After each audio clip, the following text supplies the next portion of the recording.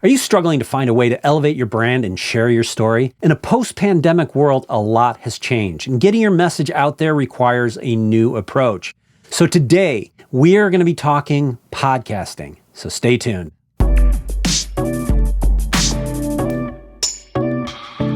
Hey everybody, this is Chris Brandt here with Sandesh Patel. Welcome to another FUTR podcast. And before we get started, I just want to ask you to think about subscribing. 95% of the people who watch these videos are not subscribed, and it really helps the channel. Today we're talking with ModernCTO, the #1 leadership and tech podcast with an audience of more than 88,000 tech leaders. And they have done more than 500 episodes with some of the biggest names in tech. We have with us ModernCTO founder and host Joel Beasley to tell us his story and about how they help companies get started with podcasting. Now, Joel's going to give you some tips, and we're going to compare notes on the thrilling life of podcasting. Welcome, Joel. Thank you for having me, Chris. Well, I'm excited to have you. I mean, we haven't really done anything like this in the past, where we have another podcast show, to kind of compare notes a little bit here. But before we get there, can you just fill me in on what the story is behind ModernCTO, how you got going, and what you were thinking? I got into computers like a lot of people in technology super young. It's because my father, he was an engineer. He handled the B-52 stealth bomber. They put the GPS system into that plane. And so through the act of doing that, he learned about hardware and software. Came out of the Air Force, started picking up freelancing gigs, nights and weekends. I had a bunch of siblings, so I would go with him. So I got to see different office spaces, and different types of technology. So I got a small interest in programming and video games and normal things like that. But then you fast forward to age 12 and I got hit by a car. Oh. And so I came out of school, had to go through the process of learning how to walk again. The whole thing took about a year and a half. But the silver lining there to the dark moment is that's when I figured out how to make money online through things like Scriptlance. They didn't care that I was, 11, 12, up in bed with broken legs. They just wanted the software written. And so I made good money doing that. Then I ended up building some real estate software and selling that. And then for about a decade, had an app agency where I'd mainly work with venture capital companies who are injecting capital and I would help build out teams or help rewrite products, things like that for scale. And then I wanted more out of life, more relationships. So I started following this guy named Gary Vaynerchuk, Gary V. Sure. And he gave a speech and he said, hey, this is how you do it. And I listened to him give the same speech in like 15 different cities through YouTube. And he said something in there that really stuck with me. And he said, 1% of you are going to act on this, maybe less. So that's why I don't mind sharing my secrets for free. He goes, because you don't have the discipline. And I thought, I have discipline. I can do that. And so I sold my interest in a financial software company I had at the time and started the podcast. And of course, day one, it's my wife and myself listening on all our devices. So we get 6 listeners, in the stats, feeling good about ourselves. At first I was doing three episodes a day. Just anybody who would talk to me. And I started losing my voice, and I started all of this the same month my first child was born. Oh, and boy. So it was a lot. My wife said, hey, I need to be able to talk with you when you get home. We need to have a relationship. And if your voice is blown out, I can't. So we backed it down to about 1 a day and then ultimately 3 a week. But one day, I'd say about 6 months into it, we get a call, and I can't remember exactly. It was either the CTO of Microsoft or T-Mobile. And because they happened, both of them came on right around the same, within a week or two of each other. And they said, hey, I listened to the podcast. Can I come on? I freaked out like a schoolgirl. I was like, yes. Had to play it cool, took a deep breath, and then had them on. And then from there, 3, 4, 5 weeks out, we started getting calls from everybody that was in the Fortune 500 space. And then we booked up 6 months in advance. And at the time, it was just from selling my financial software company. I had some money. I had a producer. I had an office. So I was burning some cash. And I said, look, if you want to come on sooner, then you're just going to have to give me money so I can hire another producer. And they said, okay, cool. So they said, we have a budget for this. I was like, great. And then we ended up, selling sponsorships. And the sponsorships did pretty well, and we grew. over the course of the past, I think it's been almost 5 years now. Yeah. And then we hit a limit. There's only so many episodes you can do. There's only so many episodes you can sell without watering down the content, Right. And so we said, what else could we do? We started talking to some of our sponsors, and they said, can you make us a podcast? And at first I was like, no, but then I realized that it's actually probably a really good idea because we know how to do it super well. So we took on our first client, and now I think we have close to 15 shows that we do other than ours. Are you primarily sticking to the audio side of things, or are you doing video as well? Yeah, so we do audio and video for everything we do. When you're helping companies, what do you see most often? Do you see them wanting to do audio, or do you see them wanting to do video, or both? It's always both. That's an amazing story. I'm glad you recovered from, the car accident. That sounds pretty heavy, but hopefully people don't have to get laid up in a bed with 2 broken legs to start a podcast. I mean, that seems like the hard route to go. Oh yeah. So tell us a little bit about why does podcasting matter now? Why is it becoming, it just seems like I have seen an absolute explosion of podcasts everywhere.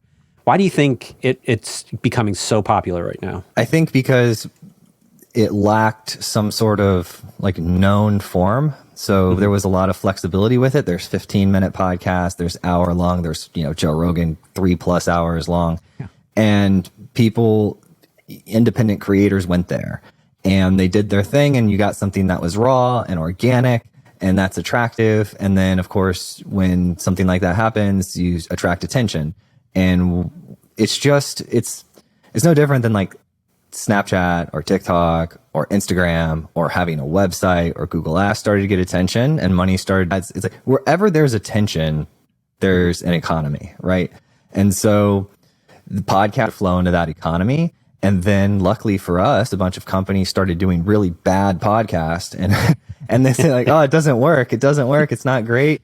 And I'm like, well, yeah. If you have your nephew build you a podcast and you're a Fortune 500 company, what do you expect is going to happen? Yeah, I find that a lot of them too lack a sense of sincerity as well. Oh yeah, when they do it, and I think that matters. Oh, it does. So with our clients, I would say we've gotten really good at finding the good clients in our sales process, but it's surprisingly hard sometimes to pitch people on some of these ideas that sound kind of quirky, but they're going to be really interesting to listen to. But you have to stand up in front of a board and one show we do is called The Adventures of Alice and Bob.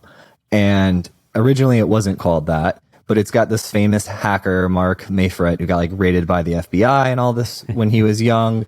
And it's a $1 billion security company called Beyond Trust. And they were super cool about it. And they actually came up with the name because apparently Alice and Bob are fictional characters they use in security training. Yeah. So in crypto, you're always talking about Alice and Bob. Yeah. Yeah. And so we did a really neat cartoon cover image and branded the podcast super well. And it's taking off like crazy. On the other hand, we had a customer who pushed really, really, really hard to have it be their brand name. And we're like, don't do that. You don't want to do that. And so we started booking for it and we failed. No one would come on the show. And so we met with them, 3 months into the engagement. And we're like, hey, it's been crickets. We can't get anybody.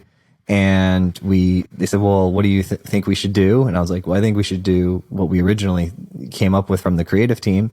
And they said, okay, give it a shot. And then wouldn't you know, I just had a meeting with them last week and they're super, super happy doing backflips because we just changed the name of their show, changed the description, made it not a vendor podcast. That's the art, right? How do you have a vendor podcast that's not a vendor podcast? Totally. Right. And that's tricky. That's a tricky line to walk, especially when you get into publicly traded companies and very large companies that have huge marketing departments and, a lot of people touching things. That's never a good thing. Yeah, you get, what is it? The camel is horse designed by a committee. I like that one. I haven't heard that one before. That's good. The last thing people want is more salespeople, right? Yeah. Right. You know what I mean? It's that way. I don't think we need more of them. Well, and I think the interesting thing about that is we're seeing the nature of sales changing, right? Too. It's not just the old traditional, here's speeds and feeds, and, we're going to do some, testing around edge cases, and you're going to buy, big expensive things. It's more, let's credit card swipe and, buy something off of an Amazon marketplace or, some SaaS product. I think it's very hard for people to communicate their value. Yeah, there's products that we need relationships for, and there's products that we don't need relationships for. And the worst thing in the world is when it's a product you don't need a relationship for and they try to inject one in there. Do you see that most of the companies you're talking to and working with, that they're there to build the brand, or are they really digging into like the content marketing piece of it or the account-based marketing piece of it? Ultimately, you have to have a return on investment for the podcast, right? Sure. So when we meet with people, we ask them, are you looking for pure awareness or pure conversion? If that's a spectrum, are you 50% awareness, 50% conversion, 60-40? What's your ratio? What's your split? And we figure that out. And then from that determines the mix of the type of guests we have on, right? So we'll have, if they're, more awareness, we'll look for, let's have the most interesting topics and the most successful people to speak to those topics in the world, and let's get them on. And then if it's direct conversion, what's your ideal customer profile and what's being talked about in the industry, so that you can have an industry specific conversation with someone who has the potential to do business with you. It's like going to a trade show and just making friends at the cocktail hours or whatnot. When you're talking about, kind of tech podcasts and things like that, some of the things get very niche, right? And, you were talking about, getting your 6 views from you and your wife and all your devices. But I one of the things I find is in the tech space, there is a very lucrative market, but it may not be a big market. So how do you measure your success in that? The ratio in which we can book guests for the show. That's where you start. Yeah. You start with that because long-term, that's the thing that matters, significantly. And because the listeners and the viewers and things that comes and piles up later as people start sharing, like, oh, this is a great show, and sharing it with their friends. And as you start, organically marketing it through posting clips of the show. So that'll come. But the first signs are, we actually start booking their podcast before we even have their cover art when they become a customer. Yeah. So the first thing we do is we look at their audience. Like, who do you want to talk to based off of those ratios, right? And then we take that group of people and we go and we talk to them through the form of, we'll call people up that we know that are in that group because we have so many relationships. Mm-hmm. And through paid advertising, we'll run, those posts you see that have like the thumbs up or the like for the different things, so you can vote on it through the reactions. So we run those to figure out, what is this audience interested in? So we'll do micro-targeting through Facebook and Instagram, figure out what the audience is interested in. And then we build and we look at the competition, is it all long form conversations? We play this game that I play when I wrote my first book, where I go to the bookstore and I look at where will the book be on the shelf. And I take a picture of it with my phone, and then I give the task to my designer. I want a book that stands out but isn't too crazy, right? And you imagine where it'll be. So the same thing with the podcast. When people are looking for a podcast, they're going to have all the cover arts and they're going to have all the names and all the topics.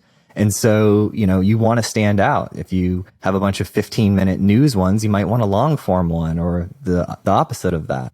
So we build that, and then we book their guest. And people don't understand how much work goes into making podcasts. And I think that, when people try to get started, I see a lot of false starts. Because they're like, well, I'll just, do this, and then I'll get all these people because I know a lot of people and all my friends and, my industry connections, everybody will show up and it'll go. But it's really not like that. I mean, it's a very deliberate sort of thing. Can you talk a little bit about like, what do you advise people when they're getting started? Like what do you need to get started on doing this? I kind of want to break that up into 2 questions, because the first part, you were talking a lot about discipline and consistency. Sure. And that's like the hardest thing in life. So when I set out to do this, everyone told me I was crazy, by the way. My family, friends, everybody was like, you're ridiculous. Everyone has a podcast, and you need to focus on building more apps for people. And I was like, okay, I'm going to do it anyways. I'm that type of person.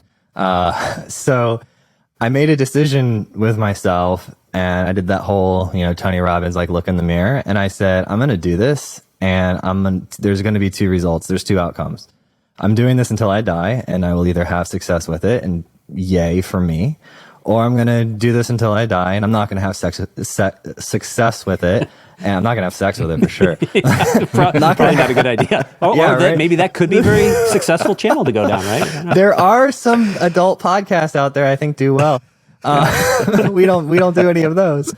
But, either I'm going to do this until I die, and that's how I'll be okay with myself. Like, I'm okay with myself if I spend my entire life trying to do something and I die and I haven't done it. If I can look at myself in the mirror and say I gave everything I've got to achieve this.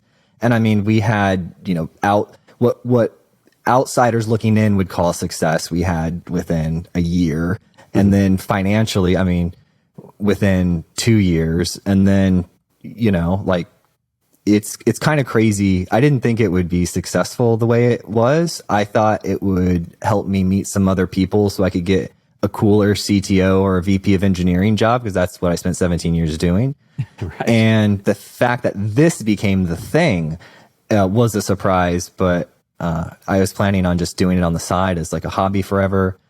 And so if it didn't work, I would just keep doing it. It's quite a bold ambition to go off and start something like this. And I know how you get the naysayers. Sandesh and I have felt that ourselves, deeply too. And it's hard and it's frustrating too. I mean, because like when you start off, like you said, it's like you put all this effort into it and you get nothing out of it.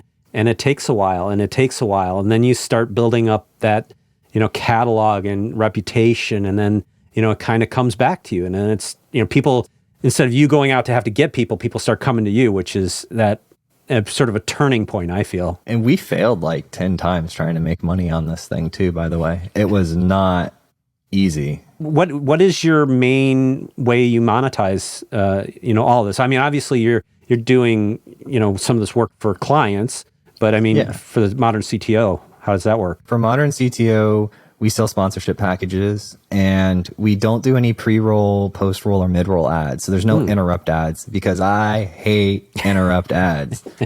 I hope there's none on the show. No, there are not. I'm not a fan of them either. Yeah, I would just love. I would probably love to have one though. But it would be so great if like the interrupt ad was automatically injected right to like the finish of that sentence. I can see what I can do. So we said, what could we do for value? Well, it turns out these companies ultimately post these interviews and turn them into clips and content and all of that. Yeah. And so we said, okay, let's help them do that. We'll do the show. We'll produce content. We'll have different packages based on the speed in which the production happens. You pay more, it gets produced faster. All of these different things. And, we experimented with them and figured it out. That wasn't the first time we tried to monetize it. That's just what ultimately became the winner for our model. That's what stuck. Oh, yeah. And by the way, I had a verbal fight with a team member who told me, one of my earlier producers, who had told me, not Josh, who's on the call, someone else. They said that I'm a complete moron for thinking that people are going to pay for that, and that the only way to monetize podcasts are interrupt ads. Wow. And I said, you're wrong. I said, watch. Now, he felt right for about a year while we tried to figure it out. But I mean, we're doing 7 figures plus now in advertising from this for the past 2-3 years. So people will pay for it. You have to watch how humans work and then do what humans will like. And I was walking around talking to people when I just had started the podcast, and I was like, I'm doing a podcast now. And they said, oh, I love this podcast that I listen to. It's about, a chef or something. And they're like, but I stopped listening to it. And I said, well, why? And they said, because they got popular, and then they started running ads on their show, and then it's just annoying. So I just went and found a different show. And I said, okay. And, I call it the universe speaking to you. If you run into like 10 different people that are not connected to each other and they all share a similar story, you're like, okay, well, when the show gets popular, I can't put interrupt ads on there. Well, I like it when they're like, they're in the podcast itself and the host puts in chapter markers that include the ad, so you can just skip right past it if that's it. Like a Phil DeFranco, he always does that. He's got that ad and sort of in the mid-roll ad, and then you just there's a spectrum of frustration, right? Yeah. Obviously, Yes. the most annoying ones are automatically just inserted at different times, like hate that. by an AI. And so there's no consistency. It yanks you out of the conversation. They master the sound at different standards. So it jumps up and picks your ear up. And that's annoying because you have to adjust the volume in your car and all that. And then you get slightly better when like the host at the beginning of the show, they'll read something, thank you so much to our sponsor, FUTR, for having such an amazing podcast. You guys are fantastic. That's what I like. I think that's one of the better ones. We don't do that, but as a listener, that doesn't bother me or annoy me at all. I find the YouTube ones really frustrating because it's like, and then it's like, and then you cut to this like weird ad that's like, I can't, it's like you got to, and then you got to wait till you can skip it. And then there's another one, you got to skip it. And you're like, Got to pay for that YouTube premium, man. Yes. And I'll tell you, man, YouTube is a tough animal. I mean, what are your thoughts on YouTube and making it there? Yeah, we get 30% of our audience through YouTube. So we had only started that about 2 years ago. It's fantastic for promoting as far as running paid. Like we take the clips of the show and we run them as paid awareness campaigns. And we, to continue listening to this episode, click below. We don't run them as like interrupt ads. At least I don't think we do. We might actually run them as interrupt ads, but, we get people to see a piece of the show and then they come and listen to the rest of the episode. And people like to watch a lot too. Like we notice people watch a lot. I've talked to people who watch the YouTube and they'll say, I click play on the show and then I just switch tabs and it plays in the background. And my job is not to, get mad at them and tell them to use this other link or do it this other way. My job is to pay attention to what they're doing and then make sure that it's there. So for all of our client shows and our shows, we take the episodes and we have a video editor, chop them up, put like lower thirds on them. If we were to talk about something like the future podcast, they would bring that up on the screen to, make it look interesting to watch from, because I'll watch at home on my smart TV. And so it's got to, if it's just like two static faces or, two fixed frame faces just talking, that's not fun. You want it to go back and forth between the speaker and be kind of interesting. Yeah, right. Well, I mean, there's that old editing adage of 8 seconds. You just got to switch things up every 8 seconds. Yes. For long form interview can get a little tricky, between a couple people. Yeah. But keeping that energy is hard. Yeah, you can crop the shot almost. You can get creative with it. We were talking about like for somebody who's coming into it, what's the best way to get started? And like what should they look at and what should they be careful about? Like what pitfalls are they going to run into? Yeah. Just focus on consistency of release timing, like how you release the show. So if it's Monday, Tuesday, Wednesday at 9 a.m. Eastern, keep that because people will go about their lives and they're in their routines and then they're getting the notifications at certain points. So if somebody had mentioned that to me, I'd say 3 or 4 months in and we said, let's give it a shot. Because we were kind of just going off whatever we thought or when the episode was done or whatever. Right. And we just saw on the graph just a significant difference in listenership and consistency from listeners. And so we said, okay, this is incredibly important. But to get started, I'd say grab a microphone. There's a cousin to the SMB7 that's USB based, which is fine. You can barely tell the difference. Grab a decent microphone and a camera and just start searching for answers. I mean, if you're a curious person and you've got questions, then you're going to do great. But if you're doing it and you're not like that and you're doing it just because other people are doing it, you should find someone who is curious to run your show for you. It takes a while to find your voice. You got to, somebody once said that, the first 100 episodes are just practice, right? I don't know if it takes quite that many, but there's a lot of truth to that. You're constantly refining and trying to figure out how best to voice your opinions and talk and, communicate with people in this medium, which is kind of a tricky thing, right? Oh, 100%. I started searching after we started making money, I said, well, I should probably have intentional practice at doing this, right, in my schedule. And so I started looking for different books on, how to host a show or like how to be a good host.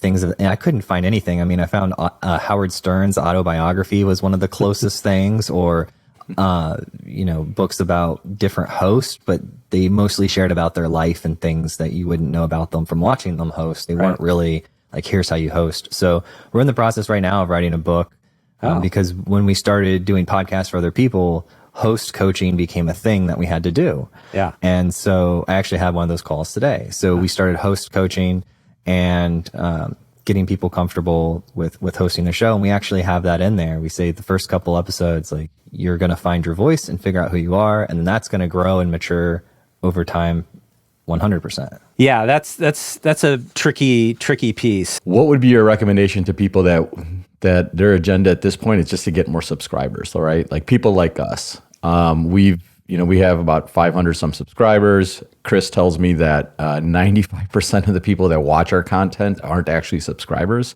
which is like shocking to me. But what's your advice on, what are the factors that help a podcast have more subscribers?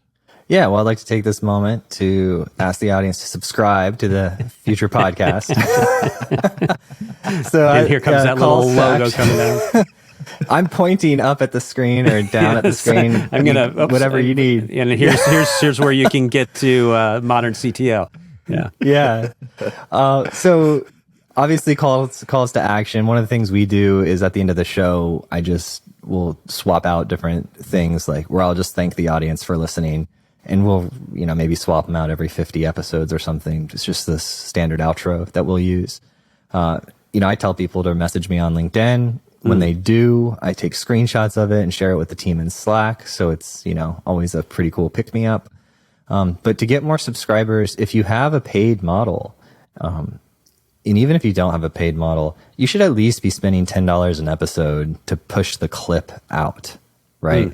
I would also, because if you're starting out, I would do quality over quantity.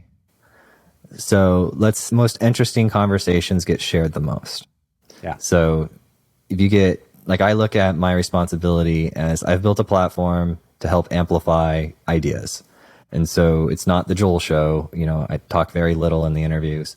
I talk to my editor's probably like, you talk a lot, but it's about them and what they're there to do. And it's my job as the host to bring out the best in them. And so when we do the prep for the show, we're researching the host. The production team meets with the host, goes over what we learned about them. They're always surprised when we find some really interesting old internet stuff, but that makes it fun too. So yeah, that's what I'd say. I'd say quality over quantity, focus on that, be consistent. That will still help you get more subscribers, and then put at least $10 towards promoting the clips. And when you promote the clip, like if I had this guy, John Lennox, on, who I didn't know he was popular, but apparently he was popular in the Christianity and technology space, like at the crossroads of that. Okay. And so I had him on, and when we took that clip and we ran it towards people who are interested in Christianity and technology. He's like a professor emeritus. He's an older guy for sure. He's like, I'm more than twice your age. I was like, yeah. Sometimes I feel like we have some of these discussions, these podcasts, and I get off of it and I'm thinking, this one's going to crush it. This is so great. I love it. For me and Chris personally, we would be thinking this is going to do so well, but it won't. And then there'll be others where I'll be like, I think this one could have been better, but then it takes off. So I don't know if you have any feedback on that, but I don't know if you've had that kind of experience where you feel like, hey, this one should do well, but then it doesn't. Can I be honest with you? I don't really look at the stats that much, ever. I just have fun, and I try to not think that there's 100,000 plus people listening. I just try to think back to the first day when it was me and my buddy Derek, and I called him and I asked him to be on the show. And he laughed at me and he said, okay. And so, I try to put all that out of my head. And then one thing that I found out worked really well for me is if I'm a crazy open book. So I let people ask me any types of questions they want. I'll talk about, my marriage if it's relevant on the show. I've talked about the ups and downs. I've had recently, one of the ones that was unusually open for me was there's, Dave Ramsey. He's got a few personalities under him, and one of them's name is Ken Coleman. And he came on the show, and it basically turned into like a life coaching session. When we were, it was a leadership based conversation, but we were sharing, different ups and downs throughout the show and things like that. So I think the authentic aspect of it, I have people at conferences walk up to me and ask me how Aria is, my 4-year-old daughter. And I was like, yeah, she's doing great. And so I don't hide that. I know a lot of people do, and it might eventually get to a level of aware, like the audience might get big enough to where I can't do that and understand why other people don't do it. Yeah. But for now it's working for me. Well, I think that it's that personal connection that's really important. And that's hard. I mean, it's, because, when you start this, you're just, I mean, maybe it's just, I come from a generation that, was more guarded about their privacy than some of the younger kids. My kids are, like privacy is a whole different concept to them. But, so it's a little bit of a struggle to be personal on these things. And, I agree with you because I noticed like I've listened to some of the interviews you did and, with folks that we've interviewed and people we know and you do get into the like, how are you doing and what's up with your life? And, you have those conversations with people, which I think it's great to hear that because, before you dig into the, like, well, I'm a CEO of a company that does this and this and this, and we sell these widgets. It's like you get a little bit to know about them, right? You get some intimate details, which is really nice. It's more of a person then, The funny thing to me, Chris, is when you say that is, and Joel, you might know this, maybe not. When we first started Future Tech in 2018, pre-pandemic, the whole FUTR was for flying under the radar. Oh, okay. So like we were more like, we don't want to share too much on, like I'm with Chris, I'm very private and I don't think anyone wants to know my private life. It's not that great. But I think they do want to know your world. Well, that's the thing though. And that's what I'm saying. It's like, look where we started and where our mindset was to where we are now. Yeah. Now we are very open, vulnerable at many times, but and quite honestly, I think that's what makes it enjoyable, right? It's just to talk to people and have just a normal conversation. Yeah, yeah. I think it's the voyeurism people like. Yeah. I'll call it authenticity. Yeah. Authenticity, voyeurism, same difference. That's that market's better, I think. Yeah. Probably. Well, it's like putting voyeur in the tag is probably not going to work out well. No. You'll get a not safe for work tag on your show. Yeah. I don't want those. So tell me, you've got, you got 500 plus episodes. You've interviewed at pretty much everybody at this point. It looks like, from the roster of people that have been on. And you've got this other business going. It sounds, you're making good money and things are rolling along pretty well. What do you see as like the next step for you guys? Where do you go from here? Right now we're at about 15 to 17 people, somewhere in there. Wow. So I imagine that like the next big goal is probably 100 shows. I think we're just between 11 and 13 right now. I'm not sure. I see the contracts get signed and come in, but, yeah, I think one of the expansions that we didn't realize with our most recent client, who is our largest client, is they paid us to fly out to their headquarters in Arizona and build them a studio. Oh, wow. So when we were on the sales call selling them show creation stuff, I did the multi-year contract. We'll build you a studio and you pay for the studio costs and all that. There are so many media companies out there that make so many billions of dollars. I'm just flying under the radar. I like how you brought that all back around. That's good. That's why you're the pro. So if people want to get started and try to figure this out, how do they get in touch with you? Yeah, so Pro Series Media, PROSERIES, media.com. And then there's a forum on there. You click buttons, Calendly, set up a meeting. And in the meeting, we just tell you how we build a podcast through the context of your specific situation. So like, if you're a real estate company, if you're an accounting firm, if you're a security company, That way you can better understand it. And then you can totally take the learnings and go build your own podcast, or you can have us do it for you.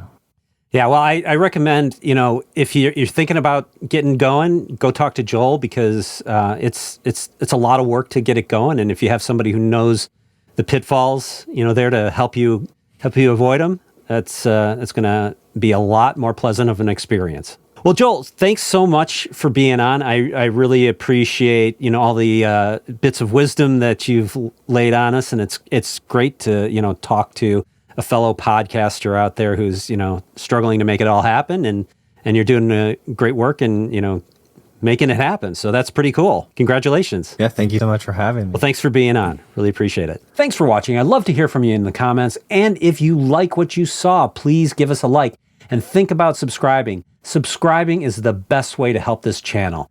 And I will see you in the next video.